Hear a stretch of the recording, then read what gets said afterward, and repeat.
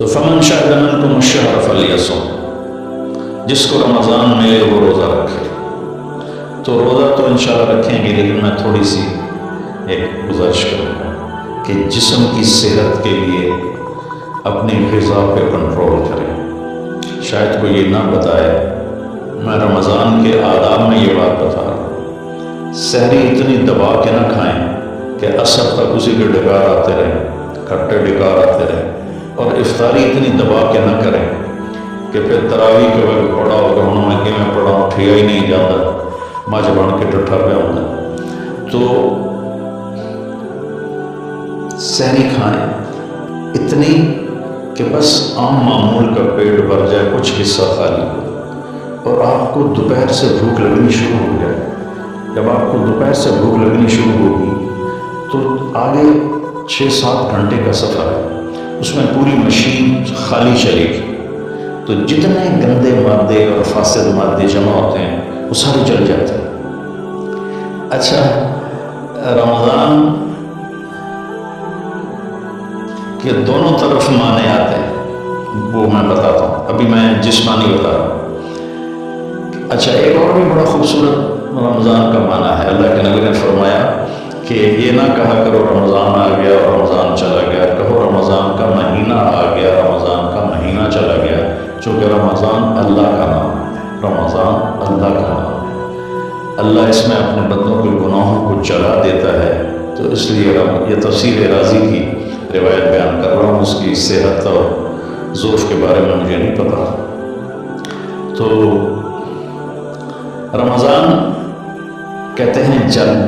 جلا دینا یا جل جانا۔ تو جب آپ کا فاقہ 12 بجے سے شروع ہو جائے گا، 6-6:30 بجے تک چلے گا،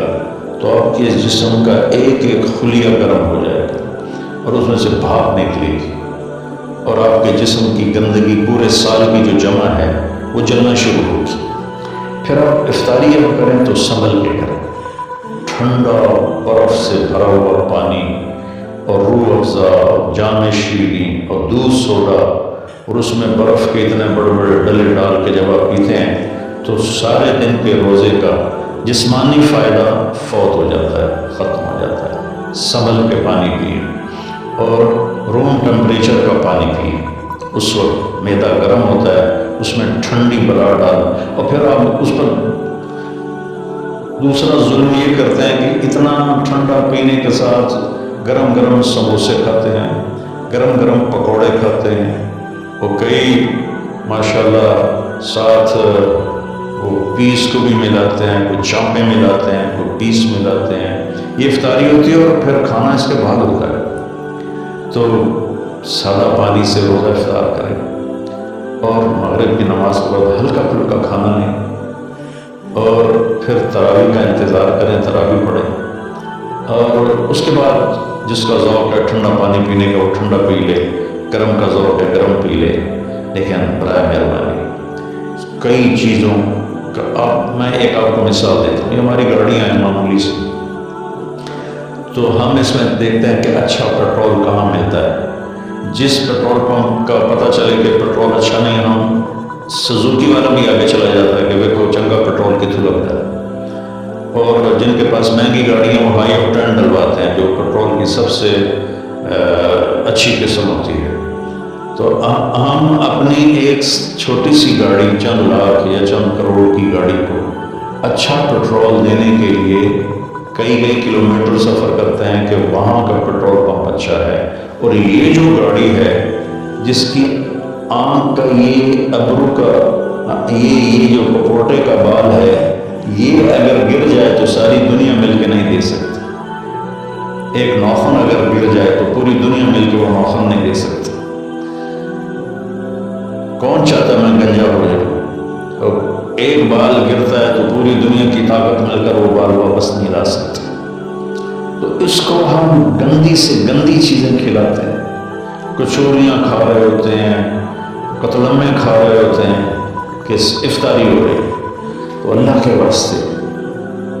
ٹویوٹا گاڑی میں صاف پیٹرول ڈلواتے ہو اور اس خوبصورت گاڑی میں گند بھر دیتے ہو، سموسے اور پکوڑے اور دودھ سوڈا اور جام شیریں اور روح افزا اور سیون اور ٹھنڈے پانی سکنجبی اور اس کے اوپر پھر مرغے کے پیس اور چاپوں کے پیس، اور ابھی کھانا بعد میں کھانا ہوتا ہے، تو مہربانی کریں اپنے جسم کی صفائی کریں، اعتدال سے کھائیں، افطاری بھی اتنی کھائیں کہ آپ کی بھوک باقی ہو، تو آپ آرام سے تراویح پڑھ لیں، تو تراویح پڑھیں، پھر اس کے بعد آپ آرام کریں، جلدی سے سو جائیں، اور بعض نوجوان سائرہ جاگتے ہیں، ٹھیک ہے کوئی بات نہیں، جاگیں، کوئی نفل بھی پڑھ لیا کریں، کچھ اپنی گپ شپ بھی کر لیا کریں، اور پھر سحری ایسی کھائیں کہ اب اس میں پراٹھے پک رہے ہوتے ہیں اور ہر گھر سے پراٹھوں کی خوشبو آ رہی ہوتی ہے، تو پھر پراٹھوں کا بوجھ اپنے اوپر نہ ڈالیں، سادہ روٹی کھا لیں، سادہ سالن کھا لیں، تو پورے مہینے میں آپ کے پوری باڈی کی اوورالنگ ہو جائے گی۔ یہ تو جسمانی فائدہ ہوگا۔ روحانی لحاظ سے کیا ہے؟ شہر رمضان، رمضان جل جانا، جلا دینا، رمضان کا مہینہ، اس لیے اللہ کے نبی نے کہا، یہ کہا کرو ماہ رمضان آیا اور ماہ رمضان گیا، کیونکہ اللہ آنے جانے سے پاک ہے، تو اللہ کا نام رمضان ہے، یہ امام رازی کی روایت ہے۔ تو یہ نہ بھی ہو تو رمضان میں جلنے کا مطلب کیوں ہے؟ اسی مہینے کے ساتھ کیوں ہے کہ ہر روزے کے ساتھ اللہ اس کے گناہ معاف کرتا ہے، اس کے گناہ کو جلاتا ہے، اس کی بھوک کی آگ میں جلاتا ہے، جلاتا ہے، جلاتا ہے۔ آخری روزے اللہ تعالیٰ کیا کرتے ہیں کہ اس کے سارے گناہوں کو جلا کے راکھ کر دیتے ہیں، اور اپنی رحمت۔ اچھا، رمضان کا مطلب بارش بھی ہے، جو سبحان، عربی بھی عجیب زبان، رمضان کا مطلب بارش بھی ہے، رمضان کا مطلب اگر رمضا مصدر ہو، رمضا تو یہ بارش کا مطلب، رمضا ہو تو یہ جلانے کا مطلب ہے۔ سبحان اللہ، کہ رمضان ایسا مہینہ ہے کہ اس میں ایسی رحمت کی بارش ہوتی ہے، سارے گناہ دھل جاتے ہیں۔ رمضان ایسا مہینہ ہے کہ اس میں ایسی اللہ کی رحمت متوجہ ہوتی ہے کہ سارے گناہ جل کے راکھ ہو جاتے ہیں، ہوا میں اڑا دیے جاتے ہیں راکھ کی طرح۔ تو یہ تب ہوگا جب ہمارا پورا جسم روزہ رکھے، ہماری آنکھیں روزہ رکھیں، ہمارے کان روزہ رکھیں، ہماری زبان روزہ رکھے، ہمارے ہاتھ روزہ رکھیں، ہمارے پاؤں، ہمارا دل دماغ روزہ رکھے، تو پھر یہ روزہ، یہ رمضان بنے گا اور ہمارے گناہوں کو جلا دے گا یا دھو دے گا۔ اور اس میں خاص طور پر اللہ کے نبی نے فرمایا کہ شراب پینے والا توبہ کر لے، چونکہ شرابی کی بخشش نہیں ہوتی رمضان میں۔ ایک ہوتا ہے دلیر ہو کے پینا، کوئی نہیں، کچھ نہیں ہوتا، اللہ بڑا غفور رحیم ہے، یہ تو سارے پکڑے جائیں گے۔ ایک آدمی میرے پاس آیا، کہنے لگا جی مجھے شراب کی عادت ہے، چھوٹتی نہیں، کئی دفعہ چھوڑی ہے پھر نہیں چھوٹتی، اور پھر جو تھاڑے مار کے رویا اتنا کہ میں بھی غمگین ہو گیا اس کے رونے کو دیکھ کر، اس کا معاملہ اور ہے، تو اس پر اللہ کی رحمت نازل ہو جائے گی، چونکہ جو توبہ کرتا رہتا ہے پھر اس سے ٹوٹ جاتی ہے، وہ دن میں 70 دفعہ بھی توڑے گا اور توبہ کرے گا تو اللہ کے ساتھ دوستی باقی رہے گی۔ تو ایک شرابی ہے تو اللہ کے واسطے چھوڑ دو، ماں باپ کو دکھ، عاقل والدین، ماں باپ کی نافرمانی نہیں فرمایا، ماں باپ کو پرزے کر دینا، نافرمانی تھوڑی بہت ہر بچے سے ہو جاتی ہے، لیکن ایسی نافرمانی کہ ماں باپ کا دل ٹکڑے ٹکڑے ہو جائے، اس کو کہتے ہیں حقوق الوالدین، عاق الوالدین، جو ماں باپ کے دل کو ٹکڑے ٹکڑے کر دے، اس کی بھی بخشش نہیں ہوتی۔ تو مشاحن، جو دل میں کینہ پال کے رکھتا ہو کسی کے لیے، اور بغض رکھتا ہو کسی کے لیے، نفرت رکھتا ہو کسی کے لیے، حسد رکھتا ہو کسی کے لیے، ایک اس دل پر اللہ کی رحمت کی نظر نہیں پڑتی۔ اور ایک قاطع الرحم، جو رشتہ داروں سے لڑتا ہو، رشتہ داروں سے ماتھا جو مارتا ہو، کبھی سین پھنسائے ہیں، کبھی اس کے ساتھ کبھی اس کے ساتھ، خونی رشتوں میں جو غلط سلوک اختیار کرتا ہے، ایک اس کی خاص طور پہ بخشش نہیں ہوتی۔ تو باقی اللہ کا دریائے رحمت ہے، جو بھی توبہ کرے گا، مشرک بھی توبہ کرے گا معاف، سود خور توبہ کرے گا معاف،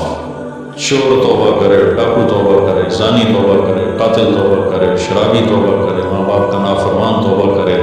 اور رشتہ داروں سے لڑنے والا توبہ کرے، نفرت رکھنے والا توبہ سود پہ کام کرنے والا توبہ کرے، سود کھانے والا توبہ کرے، سب معاف ہو جائے، سب معاف ہو جائے۔ اور اللہ سے مانگیں کہ اللہ تعالیٰ اس میں ہماری جسمانی صحت بھی بحال کر دے اور روحانی صحت بھی بحال کر دے اور ہمارے گناہوں کو معاف کر دے۔ السلام علیکم۔